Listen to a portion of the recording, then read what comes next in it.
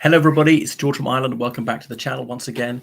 So, in this video, I'm commenting about the Russian Federation's attempt to forge an anti-Western alliance. So, Putin's often raving about his axis with China, but obviously it's a very one-sided alliance. Now, China outnumbers Russia 10-1. Economically, China's not that far behind Russia. And obviously, the Chinese, they need Russian oil, gas, coal, and so on. But even the Chinese are moving towards energy independence. I think they probably won't get there to the end of the century with renewable energy. They're not emphasizing as much as Western countries. They're not willing to take the hit in living standards. But this is not a partnership of equals. And notably, China has not voted Russia's way in the United Nations about the Ukraine war. China has normal diplomatic relations with Ukraine, trades with them. The Ukrainians are not accused the Chinese of espionage, and so on. And then there's Iran, which actually has voted Russia's way in the United Nations. A few other countries, Nicaragua voted for Russia, Eritrea voted for Russia, North Korea, Syria, and that's about it. Syria, which obviously the Syrian regime desperately relied on Russian military assistance to try and oppress its own population in the last 12 years. It was really since 2015 the Russians have been intervening there. Most of the Air Force, somewhat the Wagner mercenaries. Eritrea, quite a fairly similar story. And then I just don't know where else is there. Nicaragua, run by sort of an anti-US government, memories of the 1980s of the Sandinista government being opposed by the Contras, which was obviously US-backed. So perhaps for those historical reasons. But a lot of former communist countries, well, most of them neutral, if indeed pro-Ukrainian on this Russo-Ukrainian war. North Korea, perhaps the cruelest tyranny on the face of the planet, not company that one would wish to keep. So it's a pathetic affair. So, about half a dozen countries, Belarus, which is little more than a satellite of Muscovy. So anyway, on Friday, that's just yesterday, the 31st of March, President Vladimir Vladimirovich Putin, he made an announcement that Russia's foreign policy now encompasses opposing a Western mastery of the world as he sees it. Well, how does he propose to succeed? And trying to forge a more cordial relationship with India and China. Now, that itself is fraught with difficulty since China and India are often at daggers drawn. They fought a very small-scale conflict in 2020.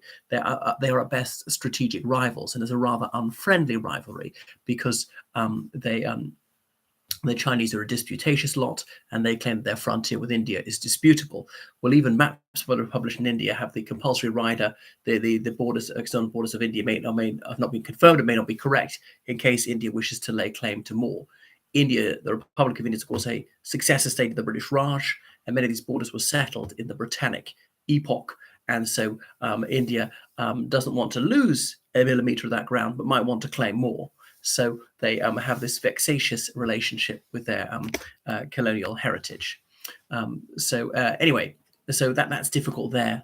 But India, nevertheless, is voting to abstain in the United Nations on the Russo-Ukrainian war for this balanced balanced posture.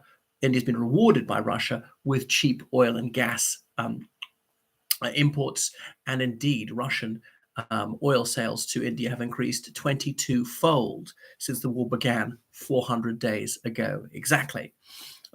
Right. So it doesn't really appear that India is going to be pulled into the Russian orbit, and because Russia is so close to China, and China is of course the ally of the Islamic Republic of Pakistan, which is India's deadly foe.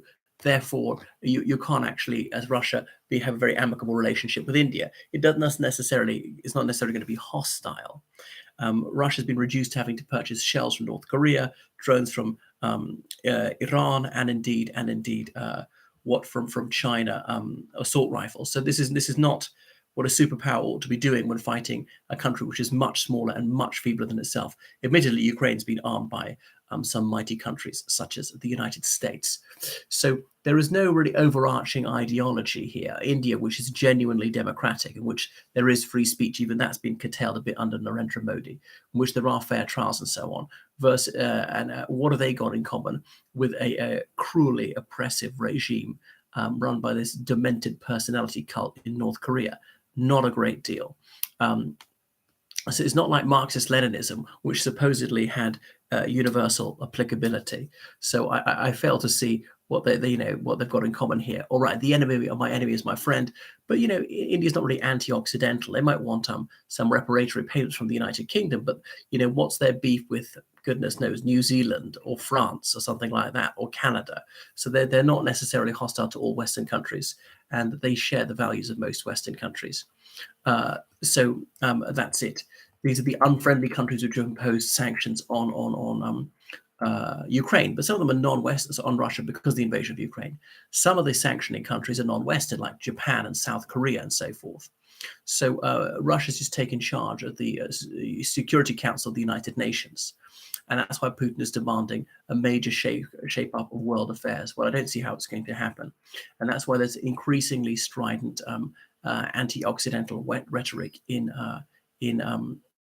Russia. His State of the Nation speech delivered in February this year contained a lot of this sort of distasteful oratory. And that's why the Foreign Minister, Sergei Lavrov, he said the document the president published about this new foreign strategy says that there are existential threats to us, the security and development of our country, driven by the actions of unfriendly states. So stop there. I mean, who is trying to stop the Russian Federation existing?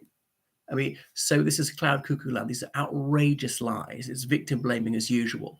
Lavrov, who managed to say with a straight face that Ukraine started the war against Russia. What?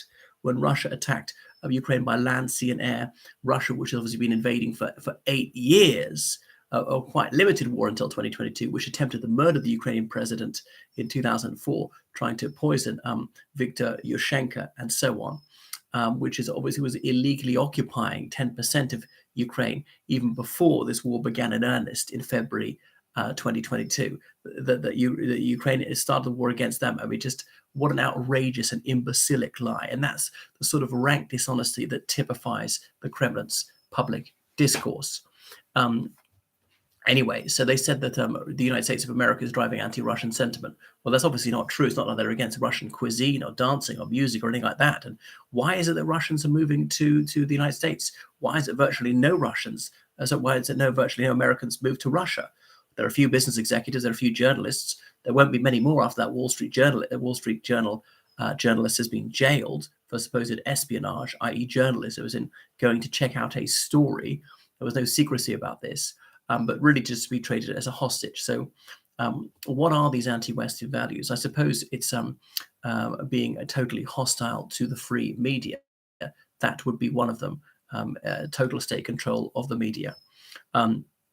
Anyway, so Russia sees links with China and India as being a friendly, sovereign global centers of power and development. I mean, India is certainly not unfriendly, and that's it. So I really don't see how this is going to work. And okay, China and India are growing powerful. I think India probably will remain fairly genuinely neutral, would like some military upgrades from Western countries. It realizes how poor Russian military kit is. At least it's cheap, but Russia's going to have almost none left for export. They've been providing shoddy goods which are not on the bill of sale, so it's just not worth the having, and Russia's just not going to be able to supply it anyway. So they'd rather be able to overmaster the Pakistanis by buying military tech, which is a generation ahead from Western countries. And as India is enriching itself, is going to be able to afford to do so more and more. So it's really measly. I don't see it succeeding. I mean, but it's not puny either. You look at just the sheer population of China having such a chunk of the world's economy.